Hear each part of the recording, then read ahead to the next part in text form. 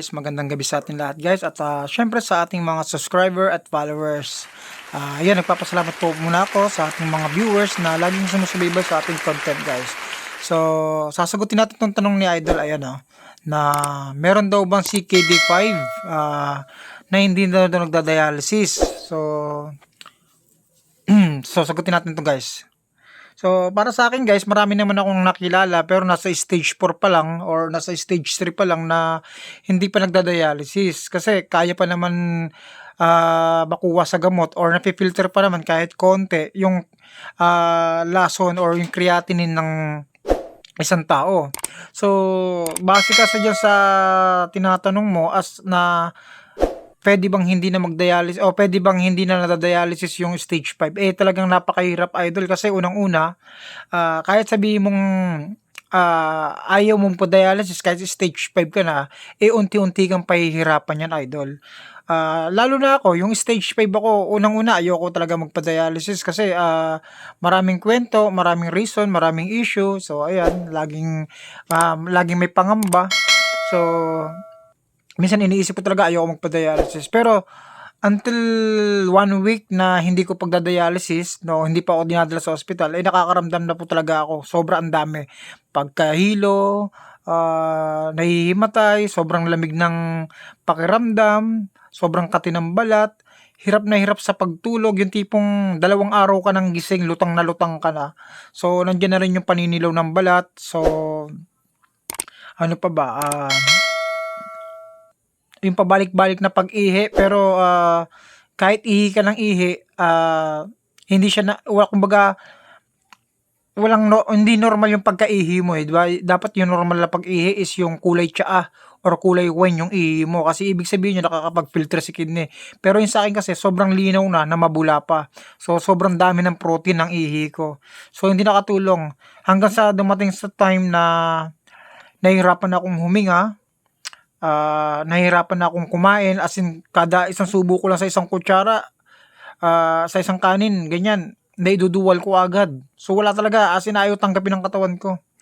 So pinabayaan ko lang. So pinagpatuloy ko pa rin na hindi magpa-dialysis. So ang creatinine ko yun na nasa 1.2. Ang taas na, sobrang taas na 1.2. So nayaan ko lang. Hanggang sa dumating sa time na ayun na nga nahirapan na nga akong huminga. Nahirapan na akong huminga, as in lutang na yung utak ko kasi nga wala na talagang tulog Sa loob ng 1 linggo siguro ang tulog ko lang 3 oras. 1 linggo yun guys So alam naman to ng mga dialysis patient, ng mga nakaranas. So para sa akin bilang chronic kidney disease, kapag stage 5 ka na, wag mo nang paabutin na makaramdam ka pa ng pagkahilo, pagsusuka, pagsakit ng tiyan or pagsakit ng batok. Maraming reason kasi baka mabigla ka. So nasa huli na ang pagsisisi. So siguro merong mga iba na chronic kidney disease stage 5 nakuha pa lang gamot or nakuha pa lang ng diet. Pero para sa akin hindi magtatagal 'yon kasi unang-una stage 5 ka na nga Ibig sabihin chronic masyado ng grounded yung kidney mo, masyado ng worse na talaga stress. So kapag nasa stage 3 ka pa lang, stage 4, nakukuha pa ng gamot yan. Yun naman din yung sabi sa akin ng mga nepro ko. Pero once na umabot na ng stage 5 Idol, hindi na talaga siya totally goods na nagpipilter si kidney. Talagang makakaramdam ko na dyan ng pagkahilo. Sobrang dami. Kaya kung naiisipan mo na wag magpa-dialysis kahit chronic kidney 5 ka na, wag mong ugaliin yan Idol. I-check up mo kagad kasi mahirap kapag lumala pa yung sitwasyon. Napakahirap. Marami akong kilalang ganyan na tumanggi sa dialysis kahit stage 5 na.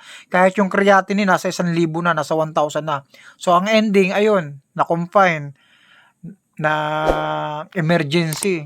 So mahirap kasi kapag dumating sa time na nahihirapan ka ng huminga, tsaka ka pa magpabadialysis kung huli na yung lahat, kung baga napuno na ng tubig yung baga mo. So maraming tendency. So ganun lang, wala akong expectation kung talagang pwedeng mahinto, kung pwedeng ma-dialysis kung pwedeng hindi ma-dialysis yung stage 5 or ma-dialysis. Kasi para sa akin talaga, kailangan talagang i-dialysis yung stage 5 kasi masyado na siyang stress. Kumbaga, nasa point na talaga, nasa mataas na level na. So, ganun guys. Para sa akin, kailangan i-dialysis ang chronic kidney 5. Tandaan mo yan kasi napakahirap kapag huli na ang lahat. Yung tipong tsaka ka lang nagpa-dialysis kung punong-puno na ng tubig yung baga mo, kung manas na manas ka na, yan, napakahirap niyan. Kumbaga, ilan liters yung tatanggalin sa katawan mo yun. Napakatindi, di ba? Ang mahirap pa doon, dahil nga hindi na makuha ng dialysis, kailangan ko ng tubuhan sa baga. So, ganun, napakahirap. Kaya hanggat stage 4 ka pa lang, stage 3 pa lang, so kung payo ng doctors mo na makukuha pa sa gamot, sa pagbawal mo sa pagkain, sa pag-inom mo ng tubig, ituloy mo lang. Pero kung nasa stage 5 ka na, tanggapin mo na yung katotohanan na magpa-dialysis. Mali mo nga naman, di ba? Pag na-emergency dialysis ka, bumaba yung creatinine mo, sa sunod, hindi ka i-dialysis pero mababa pa rin ang creatinine mo. Mali mo na makuha. Pero kapag mga ganyan na stage 5, need talaga niya ng emergency dialysis. So, ganun lang guys.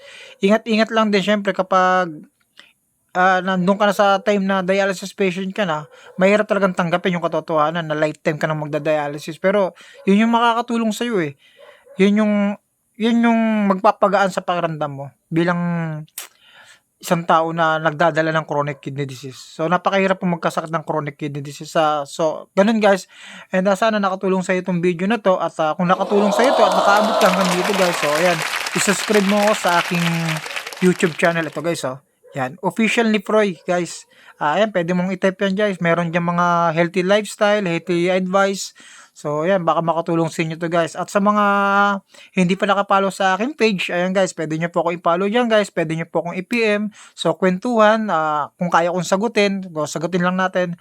So, yung mga sagot ko at idea ko ay bumabase lamang bilang karanasan, bilang isang dialysis na marami na ring napagtanungan, marami na ring nahingi ang advice na yung advice nila i-apply ko lang din sa akin para may apply ko sa iba. So, ganun lang para makatulong tayo guys. So, God bless po sa inyo and yan.